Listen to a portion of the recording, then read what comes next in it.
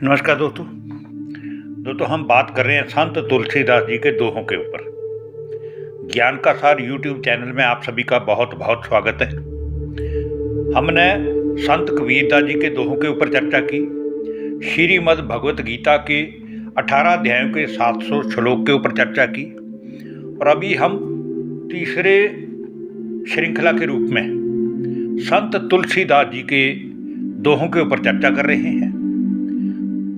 संत तुलसीदास जी इतने प्रकांड पंडित हुए हैं कि इन्होंने गृहस्थ जीवन व्यतीत करते हुए अपनी धर्म पत्नी के एक ही तीर द्वारा, व्यंग्य बाण द्वारा अपना पूरा ही जीवन बदल डाला।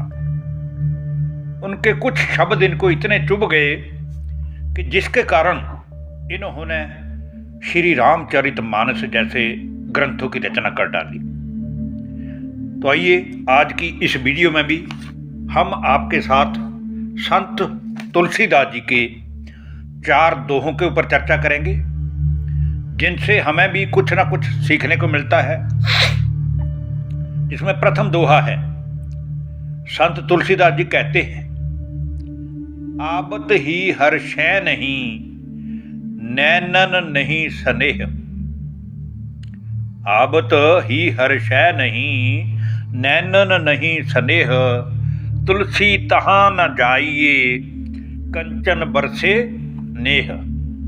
अर्थात तुलसीदास जी कहते हैं कि जिस स्थान पर जाकर, या जिस किसी के घर में जाकर, या जिस किसी के कार्यस्थली में जाने से वहाँ के लोग आपके जाने से, आपके मिलने से खुश नहीं होते हों, और उन लोगों की आंखों में आपके लिए ना तो प्रेम हो और ना ही उनके मन में आपसे मिलने की कोई इच्छा हो या चाहत दिखती हो, वहाँ हमें कभी भी नहीं जाना चाहिए।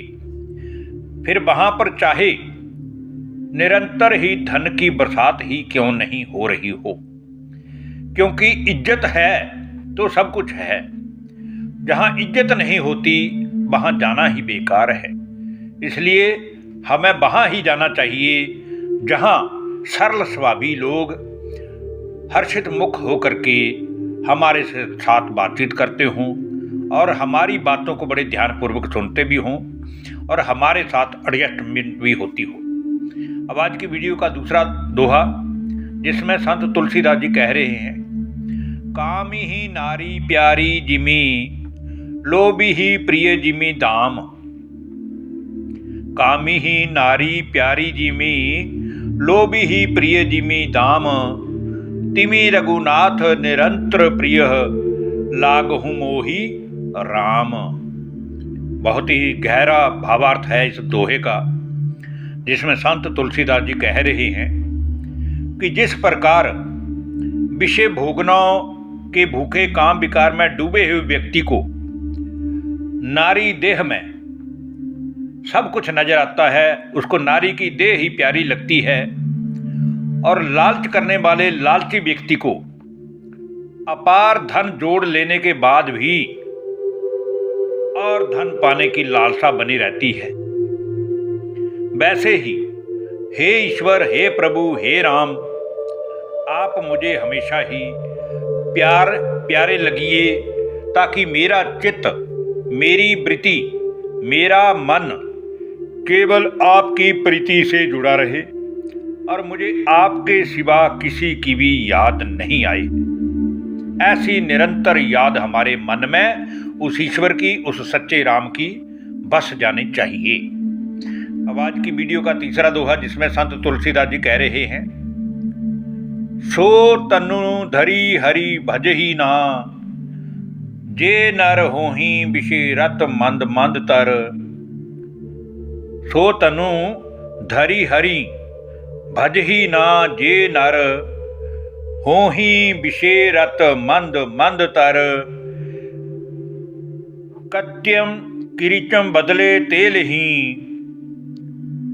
करते डारी परस मणि देही।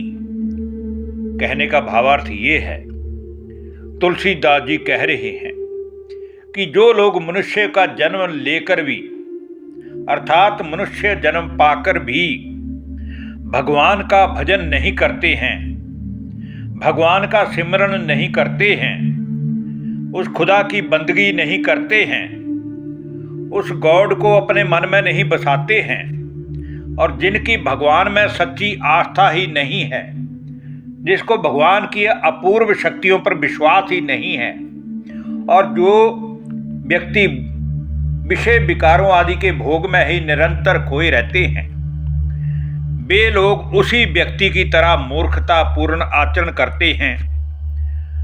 जो व्यक्ति पारसमणि की पहचान ना होने से उसे हाथ से फेंक देता है और कांच के टुकड़े उठा लेता है।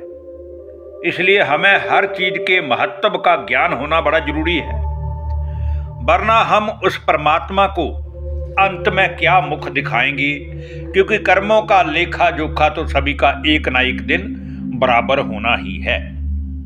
अब आज की वीडियो का अंतिम दोहा, चौथा दोहा, जिसमें संत तुलसीदास जी कह रहे हैं कि तुलसी जे कीर्ति चहिही पर की कीर्ति खोड़, तुलसी जे कीर्ति चही पर की कीर्ति खोड़, तिनके मुख मसी लाग हैं, मिट्टी ही ना मरी है घोड़।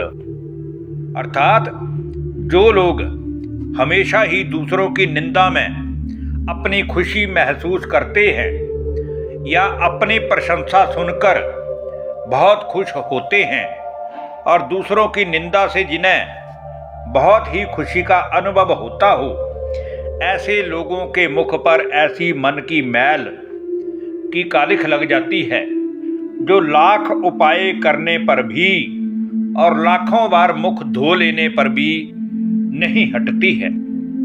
इसलिए हमें किसी का भी कभी भी उपहास नहीं उड़ाना चाहिए, हमें किसी की कभी भी निंदा नहीं करनी चाहिए, वरना समय में इतनी ताकत है, समय इतना बलवान है कि कब किसका पासा पलट दे ये खबर भी होने नहीं देता है।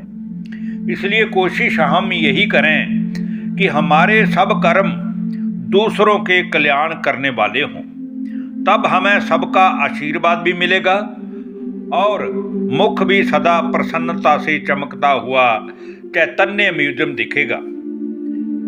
धन्यवाद, नमस्कार दोस्तों।